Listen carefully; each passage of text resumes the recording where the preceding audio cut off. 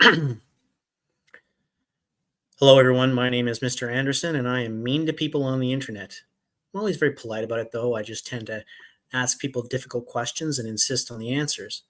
Um, One of the things that I like to do, of course, is to ask creationists and other pseudoscientists those difficult questions and try and pin them down.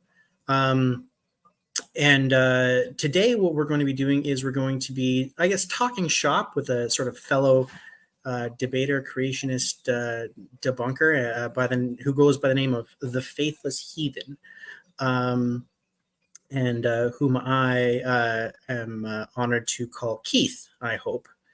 Yes. Just a moment. Yes.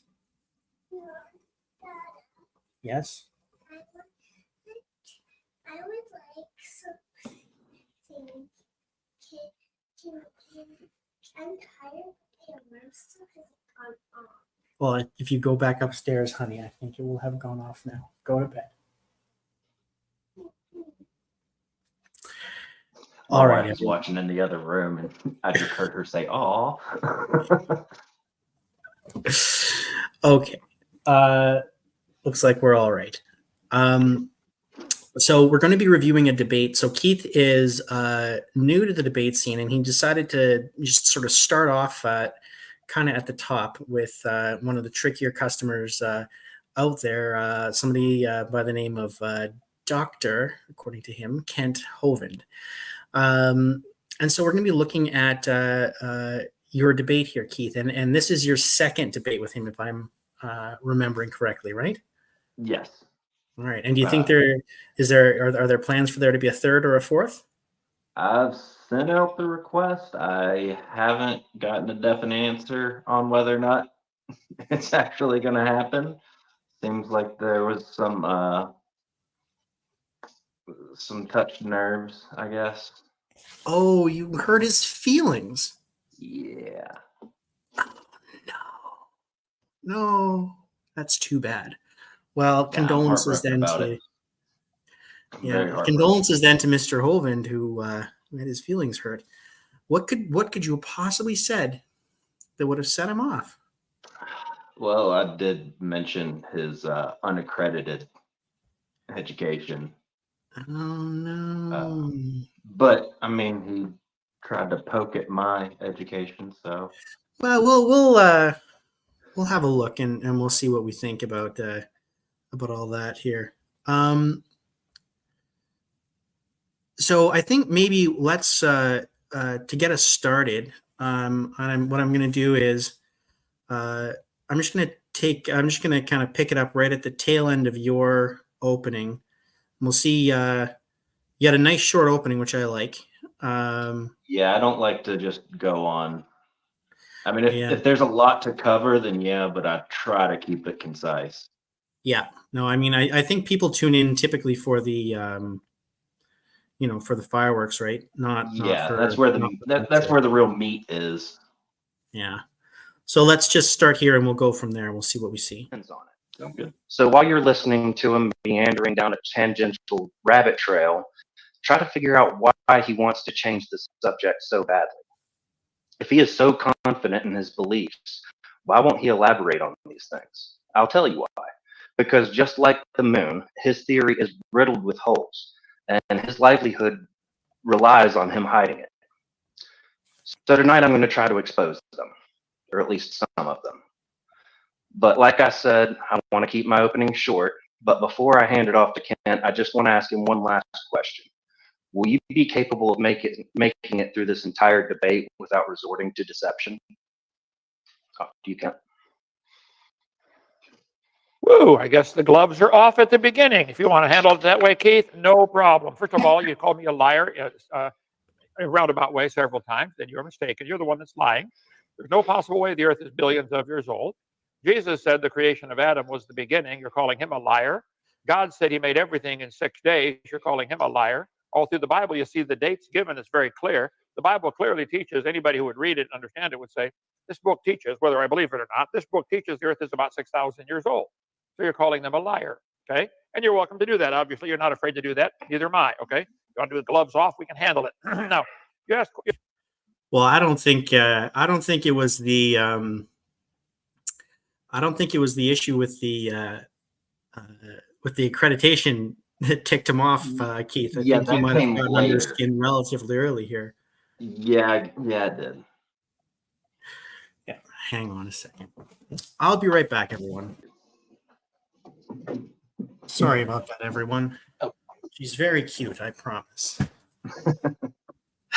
So, as I was saying, or what I was saying was, yeah, it sounds to me like you got under his skin pretty much right off the bat. Yeah. I think. I started off a little more timid on my first one with him, Yeah, and then I remember. gradually got more intense as it got heated. But this one I kind of picked up where we left off. And I don't think that there's a problem with that. I don't think that's a mistake. I think you probably so. I mean, you're setting a tone here, which isn't inappropriate. It's just that he doesn't like it. That's not the same thing. That's different. Those are two different things. I don't see how it's any different than how he speaks to people.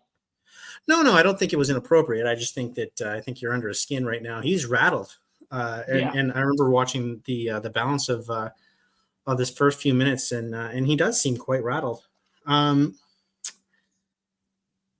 And I think he even pulls out the pacifier, which I think is always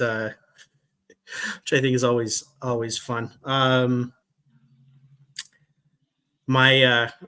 He never did that with me, but if he had, I was probably going to say something like, look, I'm trying to treat you like an adult, but when you act like a literal baby, it makes it more difficult. Yeah.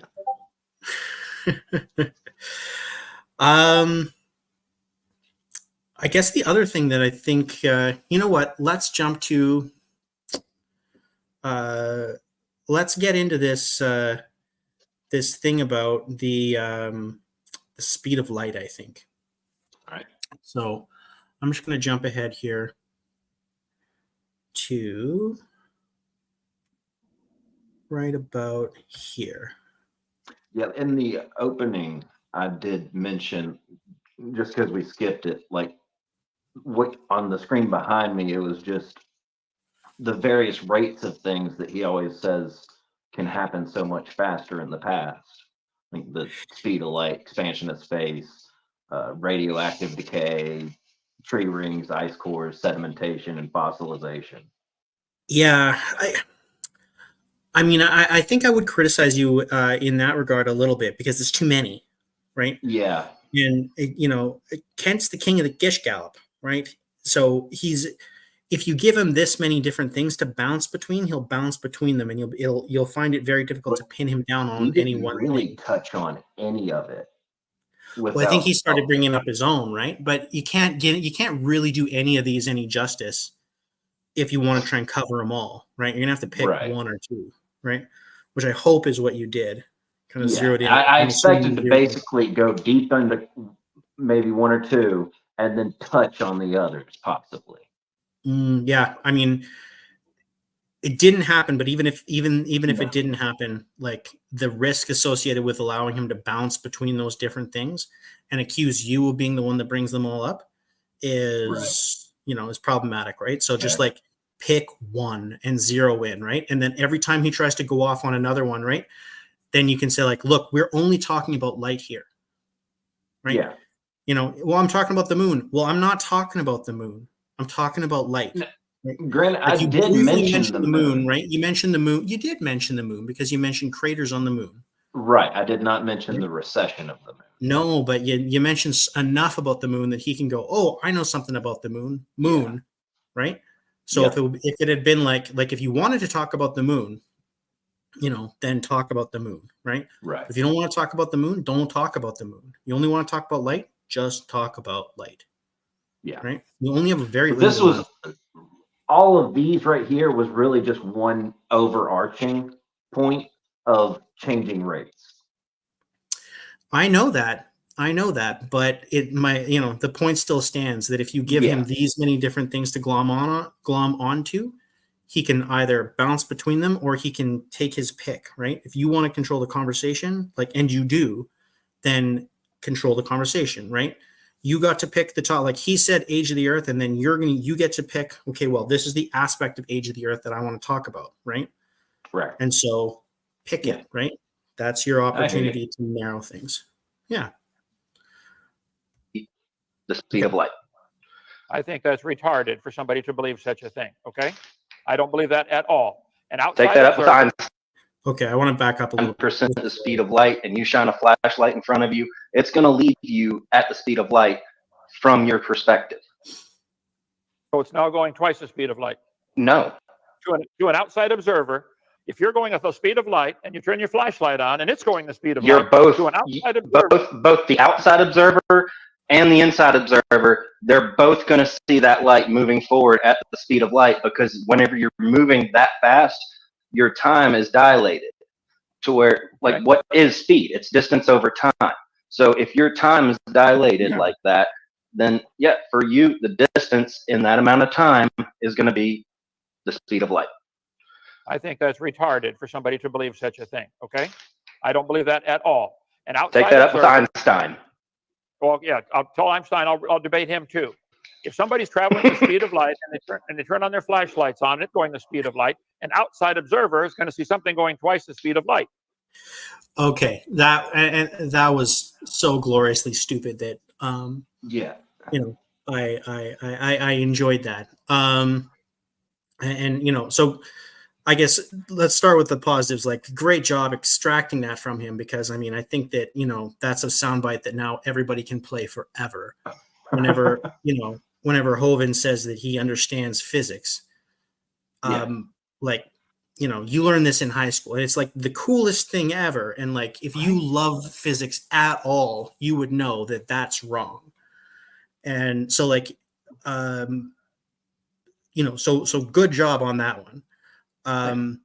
Now remember, like, I'm going to give you constructive criticism here, but I just I want to clarify this, and I want to clarify it both for you and for the audience, that like, look guys, number one, even if we say like, okay, we can make this slightly better, that doesn't mean it's not already very, very good. Right. And so like, don't lose sight of the fact that like, you can shoot for the moon, but remember that you're already among the stars. Right. And Well, kind of, I did feel better about this one than my previous one. I was more aggressive in this one, and my wife was very quick to point that out. That was one of her first comments. Like, you were well, right out the gate, I think you had him off balance there. So, I mean, so just understand when I say these things and I'm kind of picking nits and stuff like that. I'm being very critical, but that doesn't mean that don't take that as meaning that things are that things are wrong, right? No, I appreciate the criticism. Yeah. So from a like sort of, I feel like there's like a light that's like going right over my face here. I'm just gonna try and here. I think that's a little better.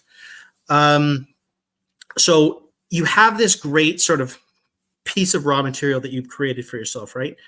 But you got kind of excited, I think, almost, because you kind of saw him making a stupid mistake, and you're like, I'm gonna correct this. Like, no, the speed of light is constant. If there's a speed limit to the universe, and if you shine a light out of a spacecraft going 99% of the speed of light, like, that's just not how it works, right? Right. And you had to sort of slow down and let it play out, right?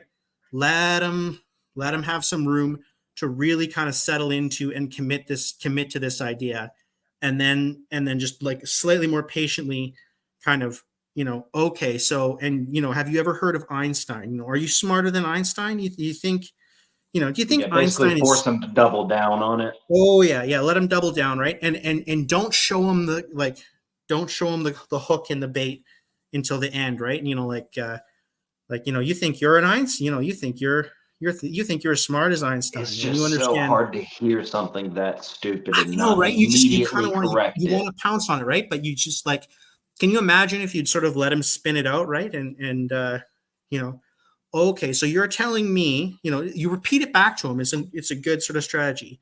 When you hear something especially stupid, just be like, I just want to make sure I understand you correctly. So you're telling me that if you are traveling in a spaceship and it's going 99% the speed of light and it shines a flashlight out of that spacecraft, that it would be going twice the speed of light from the perspective of an outside observer. That's what you're telling me. And you know this to be a fact. I feel like that's when he would. And I'm foolish. I'm the foolish one for thinking that does not accord with our measurements and that we haven't experimentally tested that sort of thing. That's what you're telling me. Okay, and you've heard of this guy Einstein. Okay, and so if Einstein were to disagree with you, you're telling me that Einstein is wrong. And of course he's going to say yes because he said it on his own, right? Right. Okay, so and then you can kind of like just sort of sit on that, right? Okay, so you think you're smarter than Einstein. You think you understand the physics better than Einstein, and you think you understand the physics better than every physicist in the world ever, because all He of them basically says that later in the debate. He's Yeah. like, I am the Yeah. peer review. Like, Yeah. Yeah. So all of the physicists and all the scientists in all the world who say that the speed of light is a constant and that there is no such thing as faster than the speed of light. Every science fiction novel you've ever read that talks about how faster than the speed of light is science fiction, you have to warp space-time, Star Trek, Star Wars, everything we know about space, that's all wrong. But you, Kent Hovind, you're right. Is that what you're telling me? I just want to make sure that I understand your position, right? And you just kind of, you can let the condescension sort of drip from your voice, right? And he'll feel it, right? And it'll be more embarrassing for him. I feel like that's the moment he would try to squirrel the conversation somewhere else. And that's when you can kind of bring him back to it. Exactly, right? Because then you can show that he's trying to slip away. Mm-hmm. Yeah. Yeah. So you can just go around and around again, right? Yeah. Yeah. So like, do you want to? I do this sometimes. Do you want to do like a almost a role play? I'll show you what I mean. Sure. So here I'll let's just kind of. So I'll be you, and then you be Kent, right? All right. So, sir, you're telling me then that the speed of light is not the speed limit of the universe, that you can actually go at least twice as fast as that. Is that what you're telling me? I'm saying there's no way that anybody could know. So you're telling me that there's no experiments that we could do. Nobody could possibly think of any experiments. Not just that you couldn't think of any experiments, but nobody could think of any experiments to test this sort of thing. Is that right? Well, they've done all these tests to slow down light and speed it up. Yeah. Well, we've done lots of tests with respect to light and how quickly it moves, sir. And surely you've heard of something called Doppler, right? Yeah, the stretching and compression of waves as they approach and leave. Right, right. And so you know what Doppler radar is, right? Right. Okay. What's Doppler radar? They use it in police use it in speed traps. How's it work? They use it for weather and. No, I don't want to talk about weather. I want to talk about speed traps. How's it work? Well, you tell me. You're the one. You're the scientist. You're the one who's smarter than Einstein. Tell me how it works. You're the one bringing in the evidence. No, I'm just asking you. You're the doctor. I don't have a PhD. You say you do. Tell me how Doppler radar works.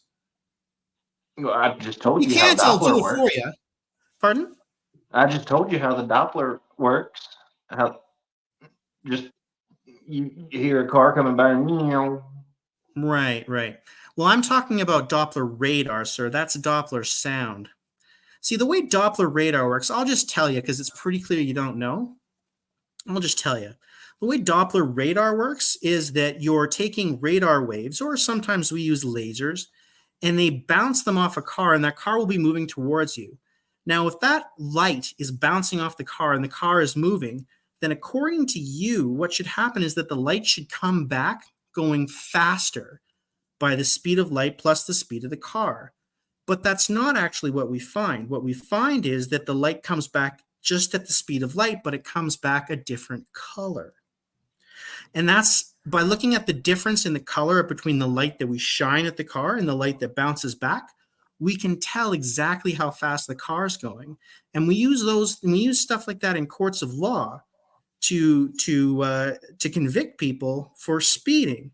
We also use that sort of thing to find planes, and it's one of the reasons that the Allies won World War II. But of course, what I just said can't be true, can it? Because according to you, light will just come back going faster than it left, right? Sir? Going back faster than it left? Yeah, the light's going to come out of the radar gun at the speed of light, and it's going to come back going the speed of light plus the speed of the car, right? Because it bounces off a car traveling towards me at the speed of whatever that car is. You don't know, do you, sir? So that's because what you just told me was full of baloney, and you don't understand the speed of light. Isn't that true? Right? And so you can see how it's sort of, It is I'm so really hard to emphasizing argue it, the wrong opinion. It just feels so dirty. Yeah. Well, I mean, this is more sort of like to, I mean, you're just being a foil for me to sort of, talk about like the technique of like, so you've got this piece of raw material, right? And it's like, how do I maximize it? Right? Because like you got it, that's already good, right? It's like, how do we get the most out of it? And when you get a good piece like that, you can kind of, you settle, right? Yeah. It's like if you're, I don't know if you did any like wrestling or combative sports. Like if you got somebody on their back when you're wrestling, you settle, right? You slow everything down, right? And try and get that pin, right? And that's kind of what you do here, because you got him on something, and he's like, well, Einstein's wrong too. Move on. No. Yeah. I'm gonna put I you do up wish against I'd kind of right stopped, now. because I'm not. I think this might be getting close to where he brings up the moon. Well, he brings up the moon a bunch of times, I think. Yeah, he brings it up a few times, but I think this is where he begins it. Maybe. I'm not sure. Yeah. So he talks about, I'm just looking at your list. You annotated. Thank you very much, by the way, for helpfully annotating the debate so I can more easily jump around. So he starts talking about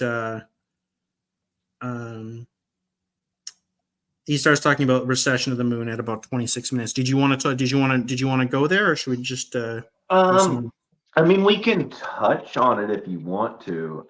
It was a pretty large chunk of the debate. So much larger than I wanted it to be. All right. Well, I mean, if it's not, I mean, if it was him trying to filibuster, then I don't want to talk about his filibuster. No. If you think there's some good points that were made and there's like something that's worth discussing, then we can get into that. Basically all it was. So my main point was, or main question for him was the changing rates and everything. And he brings up a topic of the moon, which actually does have a changing rate. Mm-hmm. But no matter how much I've tried to explain that to him, he's still seeing it as the moon would hit the Earth if you rewind. One of the things that he does, and that you can that I would suggest that you give him a harder time on in the future is let's go. You know what? Let's go. Let's just play this a little bit here, and I have a feeling that it's gonna. And if you want to argue about the speed of light now for a minute, you said several things. The distance to the stars can be known. I'd have just differ with that. Okay, I taught trigonometry for years. Let me explain how it's done for you. Okay, just so you can understand it. When you want to measure something like a distance to a star, you're very limited on what's called parallax trigonometry. That's all they know. They know their distance between them, and they know their telescopes are not. How you know that? Rabbit trail. You cannot deduce how far it is. Okay.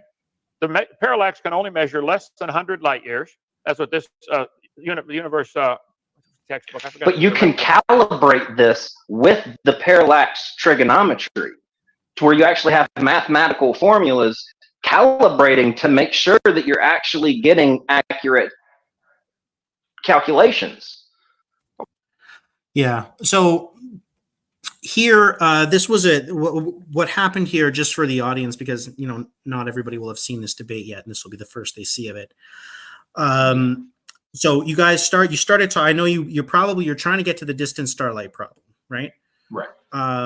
Which for everybody, it's one of the oldest and still one of the best proofs that the Earth cannot be 6,000 years old. It's a very simple idea.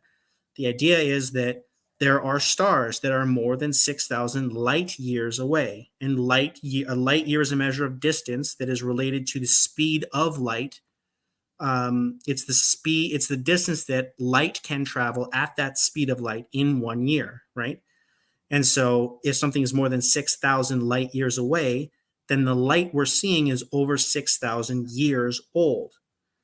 And if you're seeing things that are over 6,000 years old, then those things were around more than 6,000 years ago. Right.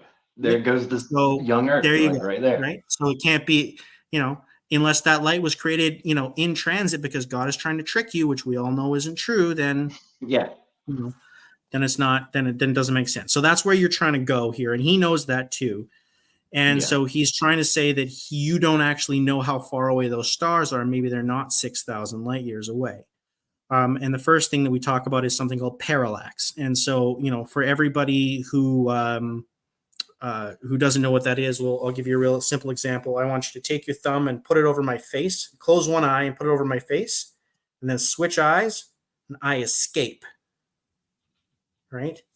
And that's because you're looking out a different eye. And if you use trigonometry with triangles, knowing how far apart your eyes are and how much your thumb jumps against the background of everything you're looking at when you switch eyes, you can actually figure out how far away your thumb is, which allows us to just figure out distances that are way further than the length of your arm to your thumb. And one of the things that Hovind likes to do to try and defeat this is he says that parallax trigonometry is the only valid way to calculate the distance to stars. And he talks about the different, you can use the width of the Earth or you can use the width of the orbit. And, he spends wastes a bunch of time really, talking about that. It's definitely the most direct way to measure. Sure it is. And then you brought up the Gaia probe. But you brought it up and then you left it. I was wondering why you left that one.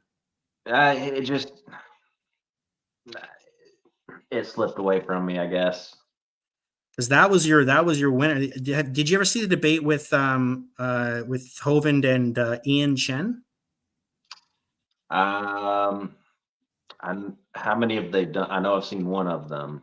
I don't remember. He did two, and then he insulted him so badly in the second one that he never debated him again. Oh, well, he insulted him much more severely than you did. I mean, Ian trolled that guy. Yeah, I'll have to check that out. I know I saw one of them, but I don't remember them ever bringing up that probe. Yeah, well, it was a classic. It was great. And he took that video down or something. Oh no, it's around. You can find it. Okay. Oh yeah, I'll have to look for it. Yeah, you can find it. And one of the things that he does, he catches him completely off guard, and he says parallax can only measure like 100 light years. It can't go 6,000. And Ian says, well, that was true. And in the atmosphere, you can only get about 100 light years because the atmosphere will distort the light enough that that you can't get any more accurate than that, unless you were to use, I don't know, a satellite like the Gaia satellite, which we did. Yeah. And we were able to measure far more accurately, and we were able to get out past tens of thousands of light years directly using parallax. And you can say that's amazing and that you don't believe it, but I don't care, right? Unless you can tell me why it is that isn't true. Everybody thinks it's true, right? We're able to do this. It works. I'm sorry, right? Yeah. I was very close to jumping to an insult there and just being like, I know you were in prison whenever it launched. but Yeah, I think that's a little gratuitous. Like that's something that Ian would definitely have done. He would have gone there. I didn't go there. I know, Yeah, but there was a part of me that did want to. Yeah, yeah. I think you're wise to resist that. I always think of it like and there's nothing wrong with being rude to him, but as a counterpunch, right? Yeah. If he Right. hits, you can hit back, and that's fine. But just taking cheap shots is not, Right, and that's not- why I didn't, because it would have been a cheap shot. Yeah, no, I think that was the right decision. But yeah, I think the Gaia probe was probably your defeater. You probably should have leaned into that one a little bit more. But you know what? Like I said before, a moment's a moment, right? These things, they happen so quickly. It's really easy to go back and like Hindsight, yeah. yeah, just be like, oh, you should have done this. You should have done this. You should have done this. Like I can do that to myself, right? Yeah. And people, I'll be doing like a breakdown, and people will be like, oh, you could have done this, and I'm like, I mean, yeah, like no debate is perfect, right? It's Right. always like a hey, creation myths is in the chat. I just a quick side note. The creation myths is a guy named Dr. Dan. If you don't know him, you should check out his channel. Everybody should check out his channel and subscribe to Dr. Dan. And if you're real nice to him and you email him, he'll send you a paper that just got published in an academic journal that rips apart one of the main big guys in young Earth creationism and his favorite theory called genetic entropy. And it's just beautiful. It's just beautiful. Oh no! And Dan says you're too kind, but no, it was a pleasure to read. It's a pleasure, Dan. It was so beautiful. The only thing I'm sad about is I didn't know about it sooner. It was great. But anyways, that's a digression. Let's get back to your masterpiece here, Keith. We'll talk a little bit more about your debate here. So I think the next thing that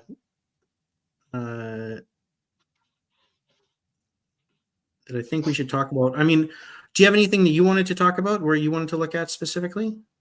I don't have that list. Why don't we jump to the portion where you talk about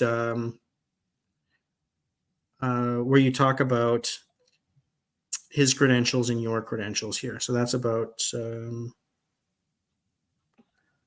45. Now, I mean, the ironic thing here is that one of us has badly screwed up an understanding of the basics of relativity, and one of us hasn't. Right, so.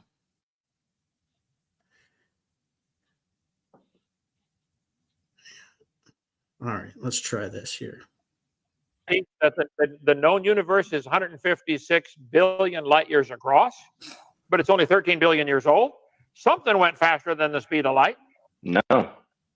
It didn't. Nope. The space went faster than the speed of light. I tell you, I'm going to use Space doesn't move. By an officer. Space doesn't move. Well, you said space expands. No. Where did you go to school, son? Where did I go to school? Who taught you that? If space Most of what I know is self-taught. I can see that. So if the stars as is what you know. Patriot University doesn't have instructors. You just teach yourself. Here, let me show you what the science journals teach on this topic, okay? About the speed of light, okay? They are saying at Princeton University, they speeded light up to 300 times the speed of light. That's at Princeton. I'll show you the article. I know you don't believe me. I'm saying the distance to the stars, even if they are billions of light years away. Whenever you pass light through a medium, those photons bounce around inside of that medium before they become expelled. But at no point is the actual photon moving slower. It's still moving fast. It's just bouncing around a lot inside the medium until it breaks free and continues moving at the speed of light. Here is from NASA.gov, 2004, 20 years ago. Let's see, they can now, with the new telescope, measure accurately with 10% accuracy out to 482,000 million miles. That's 82,000 light years. They said this is an improvement of several hundred times over what's possible today. So in 2004, the new telescope improved it hundreds of times better to measure 82,000 light years. 82,000 is a lot less than billions. Unless you work for Congress, they don't know the difference in those numbers, okay? So Milky Way is estimated to be 100,000 light years across. So now with the new technology as of 2004, they could measure 82% of the way across our galaxy, and we're in it. Yeah. Okay. So, I mean, I think a couple of things are going on there. So number one, yeah, that's a situation where I wouldn't be, I wouldn't be shy about counterpunching. I think that was an appropriate counterpunch. He, insults your education. You insult his education. Neither one of you are physicists, right? No. Like, and I don't even care if he does have a PhD. It's not in physics. It's very obviously not in physics, right? And aren't you in the aerospace industry? Yes. So you're in a physics adjacent field then. Adjacent, very adjacent, definitely. Well, I mean, sounds to me like you've got, more relevant education than he. Do you have a university education? No, I don't. I did some college, but I don't have a degree. Well, you still have some university education. That's more than he does. Yeah. Was it in the sciences? No, it was just general. I was at a community college, actually. Just I mean, that's still higher education. right.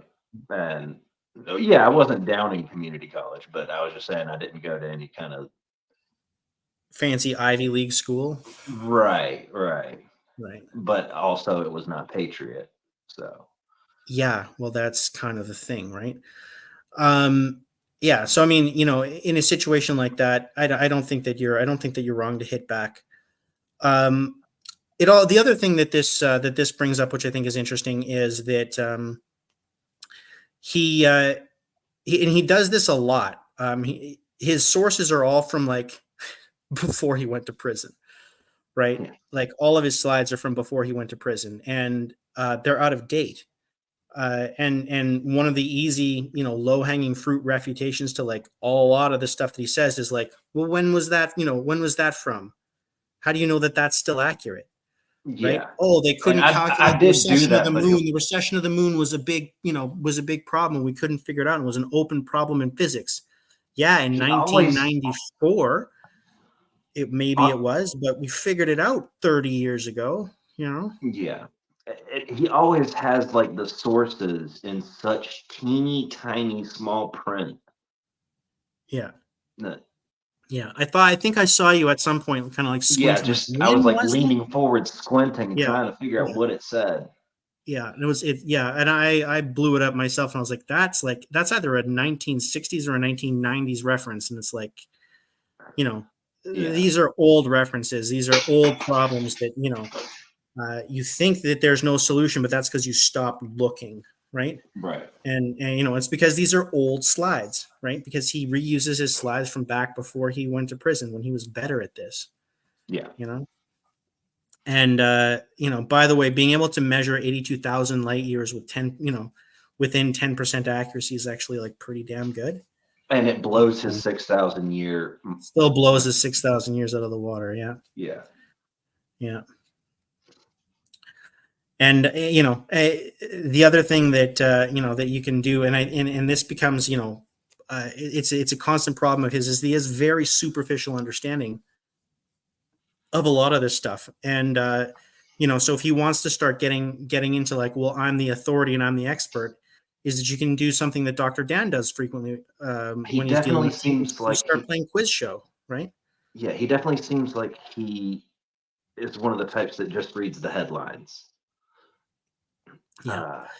No, there's a famous, famous in my mind, debate series or I don't know what you would call it, moment, let's say, where Dr. Dan goes in and he's like, I I want you to tell me what the 5 mechanisms of evolution are that I teach in my like first year, evolutionary biology class. Can you name them?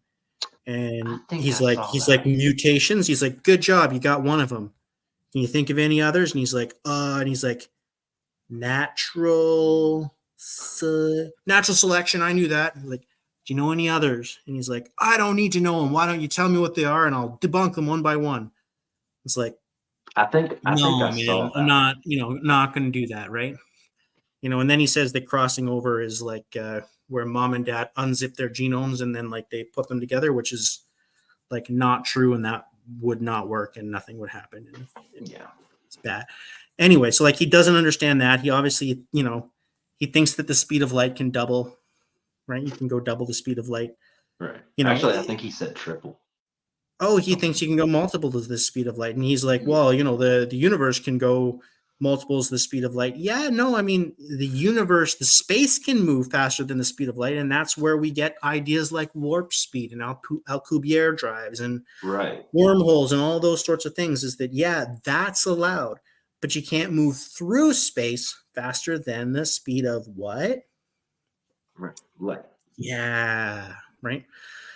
And so, you kind of, I think like in general, there's a lot good here, in this debate. I think just slowing down, identifying those moments when, he really steps on it and just settling on those and coming back to them, right? right. Like that speed of light thing could have been like a, thing you can hammer over and over Yeah. again. The Gaia thing too, that was one that you could have hammered over because he keeps coming back to this, right? Right. There's just so many different areas where he would get cornered.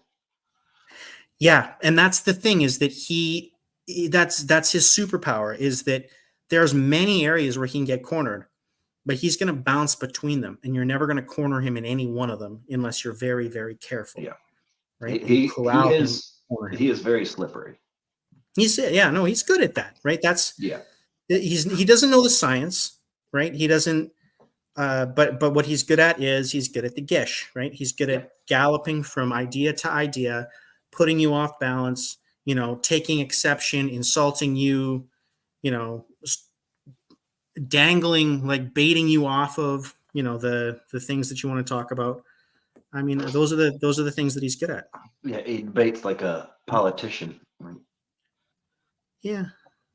almost making it sound like he answers the question, but he's really just going down his typical roll call of points. Yep. All right. I think that's the major things that I wanted to talk about. Are there any other moments that you want to cover? Let's see. There was one point that I did not really understand. It was 42 minutes and 36 seconds where he was asking me if I believe Adam was the beginning of the world. All right, let's check it out and see what's up. We determine truth. Do you believe Jesus was lying when he said the earth is 6,000 years old, when he said the creation of Adam was He the beginning? never said the earth was 6,000 years old. Nowhere in the Bible. Here's this is a response to because he says it to you a number of times. Are you calling Jesus a liar? Are you calling God a liar? Are you calling every Christian ever a liar? Yeah, he's calling every scientist a liar. And yeah, well, that's you know what my response to that has been, and I love every time he does this, is I'll say, no, of course not. I would never call God a liar. I'm calling you a liar. Yeah. Right? I'm not saying God is wrong. I'm saying you're wrong. You don't speak for God. Right? You're wrong about what you say Jesus said. So Jesus wasn't he lying. might actually debate you on that. Like he does speak for God. Well, he didn't. When I did, I've done it to him like 3 or 4 times. Oh, right? really? Every time he did that, I was just aching to hit him back with that, and I just would. Yeah. And there's a couple of videos on my channel where he does that. Or there's one in particular where he says, So you're saying that that God is I can't remember. And I said, well, no, I'm not trying to prove evolution right. I'm not trying to prove creation wrong. I'm proving you wrong. And he goes, okay. And then he changed the subject, right? So he just sort of, yeah. Anyway, but let's keep going. Well, does it say that? Okay, Jesus said, Matthew 19:4, Mark 10:6. Jesus said the creation of Adam was the beginning. Was it? Was the creation of Adam the beginning of the world? That's what Jesus said. You believe According that, to Keith? the Bible, Do you believe it? Yes or no? no. Good, thank you. In the book of Exodus, chapter 20, What? God gave 10 commandments. God wrote the commandments on a rock with his own finger and said he made everything, heaven and earth, in 6 days. You believe God was lying? Oh, you were asking if I believed he was lying. I thought you were saying, do I believe that happened? And that's why I said no. Okay, so you believe, you do not, you don't believe, Jesus said the creation of Adam was the beginning, and the Bible dates add up to 6,000. I don't know that Jesus said that. So, Matthew 19:4, Mark 10:6. Look it up. okay, when was that written? Shortly after it happened. Matthew, Mark, Luke, Not John. shortly. You don't know that. Biblical scholars do. John was one of the disciples. He was with them. He was with Jesus. So that's another argument, okay? So you don't believe the Bible. Let's just pause there. Just I was this very where? So thrown I off by imagine his- you haven't watched a lot of Pelagia or anything like that. I guess. What's that?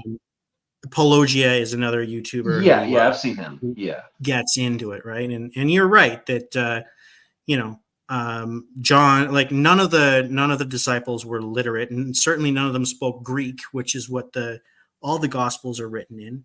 Right. They were written, within 100 years maybe of the event happening, maybe within 60, right? But certainly I not think like the contemporaneously. earliest ones, maybe. Yeah. Yeah, but I think the easier way to address this kind of thing, where he's talking about like biblical literalism, is to say, is to attack along, these kinds of lines. Here, I'm going to be you be Kent again. Okay. Okay. Let's play this game again. So, sir, are you telling me that you think that everything in the Bible is literally true? Every word of it? Yes, I believe. So none of his it word is was preserved. figuratively true, and none of it is figuratively true or allegorically true. There's or like, some metaphors and things Okay, so there are some metaphors. and parables. And parables too. Yeah, And those the Bible even parables, speaks about the parables. and those Jesus. parables and those metaphors, I mean, if they're not literally true, like that doesn't take away from like the value of the message, does it? I'm sorry, say that again. I'm saying if the parables or the metaphors aren't literally true, that doesn't really take away from the value of the message, does it? No, they're just there to teach morals. Right. So like when Jesus says that the mustard seed is the smallest seed, we all know that wasn't technically true. But that doesn't really matter, because the point is that, a small thing can grow into a big thing, and that's the important part, right? Right. Right. And so that one in particular, for example, isn't technically correct. And it's not explicitly a metaphor. It's not explicitly a parable, but we understand that particular portion of the Bible isn't meant to be taken. Seed. It's not the smallest seed. The orchid seed is the smallest seed, even in the area, and even at the time. It could have changed. There's small changes. Like microevolution exists. It could have. Well, no. Okay, so yeah, sure, maybe, but that would be only. So this is all based on a certain, set of assumptions. And if you remember debating Mr. Anderson and going through something called the October 13th Protocol, where we talked about how the laws of physics are consistent, and the past is going to resemble the future, and the present is going to resemble the past, and the laws of physics work the same now as they did in the past. If we're subject to those assumptions, then orchid seeds were the smallest seed, right, sir? You might be able to say that, but nobody was there Yeah, at that time. and not only would Nobody I say from that, now. you would say that, wouldn't you, sir? We don't know. All we know is from what the Bible tells us. Yeah, no, but we do know if we assume that the laws of physics are consistent, right? Is there any other reason, do you think, that the laws of physics are not going to be consistent? That they're going to be so different between now and the time of Jesus that the orchid seed, which is, I don't know, a 1,000th the size of a mustard seed, is somehow actually bigger? You gonna sit here and tell me that? Something golden age. Yeah. Yeah. So, sir, the point is, like, let's not, be stupid here, right? The point is that there can be things in the Bible that aren't literally true, and it's okay, right? We're just trying to decide which of those things are true and how to interpret the Bible, right? Right. And you think that the Genesis story is literally true, but that's not necessarily the case. That's just what you think, isn't it? Well, I think God says it pretty clearly in there. I It know doesn't you seem do. to- That's my point, sir. That's a point on my side. That's what you think. Well, the Bible says that His word would be preserved. Well, the Bible wasn't even written in English. You've never read the original Bible, have you, sir? Well, He said it would be preserved, and I think Don't it's care. preserved in Not the the question English I asked language you, through the King witness. James book. That's not the question I asked you either. This is a very simple question. Have you read the original Bible? Did you read the tablets that were created and written by the finger of God or not? Nobody has. Right. And that nobody, I mean, everybody has not, and everybody includes you, doesn't it? Except for He said that His word would be preserved. Not the And I question I believe that asked it you is. once again. Not the question I asked you. It's a simple question. Have you read the original text that was created by the finger of God? We know the answer is no. Do you want to just say it so we can move on, or we'll go around this cherry tree again? I really feel like He would just keep going around this cherry tree. And the thing is, and I did a video about this today, actually. You know what? If they do that and they want to just deny reality and say, well, I'm not going to admit that I haven't read the original Bible because you know what? Good, right? Then just crucify them on that, and we can stay on that for the rest of the time. And you can just twist in the wind, and it will just shred your credibility, and you're going to look stupid dodging the obvious. Yeah. And I'll let you do that, right? And I will, you know what? You can dodge that. You can prevent me from making my point that I am planning on making, but you will pay a price. And I'm going to make sure I extract that price from you. Right? And we will go around again, and I will be very patient, and I will go very slowly. And when you try and say that I'm asking you a confusing question, I'm going to get really simple, and we're going to dumb it right down until it's obvious that you don't want to talk about this, and we're not going to talk about anything else, right? And you're going to get not the question I asked you, not the question I asked you, not the Especially question I asked you. if He starts getting uncomfortable, that's when He'll start saying some real stupid stuff. Yeah, well, I mean, you kind of got to wait for, like, he'll say the stupid stuff when he says the stupid stuff, and then you got to hold him to that stupid stuff, and you got to start to settle, right? It's like that wrestling thing, right? I don't know if anybody's ever noticed my ears here. Got a little bit of the cauliflower. I got a little. Yeah, I never really did much wrestling. I mean, Nah, except unless you count with my brothers. I count it. Anyway, yeah. So that's kind of like, I think that's probably the biggest thing that you can do to get better at this is picking out, and it's tough, right? This stuff that I'm suggesting that you do is not easy, right? And you have to do it on top of all the other stuff that you're doing at the same time in the moment, right? Yeah, in the moment is the hard part. It's super hard.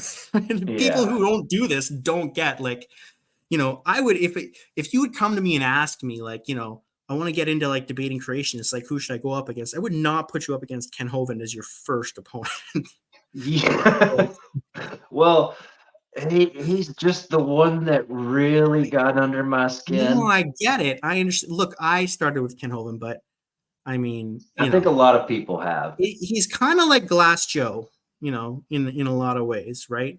Yeah, he's accessible because he doesn't know the science that well, but people don't realize, like, there's a technique, and he's so predictable to do. He's very predictable, and so if you watch enough of his debates, you can predict what he's going to do. But controlling that is a skill, and that's kind of why I'm doing these, right? Why I'm doing these debate reviews, and why I review my own debates and review other people's debates, so I can say, like, look, there's a reason why I can pin him down, and it's because I'm doing it in a methodical way, right? And you can too, right? And you have the raw material, right? Like, like I said, you got him on that, on two things in this debate, right? That you could have made some real hay of, and you still made some hay, right? But you had him on the light thing, right? And you had him on the Gaia thing, right? Just sort of learning to identify those moments and then just like settle on them and emphasize them so that they don't slip by people, right? Because sometimes you make a really good point and it's like, and it goes past, and he's good at, like, he'll notice the good point. He'll notice that he made that he gave it up, and he'll want to move on and be like, what's your next, that's whatever, I'll debate Einstein too. What's your next? He sees the trap set in front of him. He sees that he's stepped, but he's already stepped in it, right? And it's just about, like, close those jaws, just hold, Yeah. So there you go. I think that's probably a good place to end it here, you guys. Does anybody? I guess, unless we want to take any questions from the chat, we can certainly do that. Or if you had any questions for me, other than that, we can probably wrap it up right there. Well, I mean, I appreciate you having me on here, going through this with me. No, it's my pleasure, and thanks for coming on and letting me, like, bloviate about these things that I think I know about. And, no, I mean, I appreciate your input and your critique. Oh, and I should say to everybody, please do, hit that like button, because it makes a difference for the algorithm. I've got the full video of this debate if you want to watch it on my channel. And there you go. And go, feel free to check out the Faithless Heathens channel. Thanks for watching, guys, and we'll see you later. Thank you. See you guys.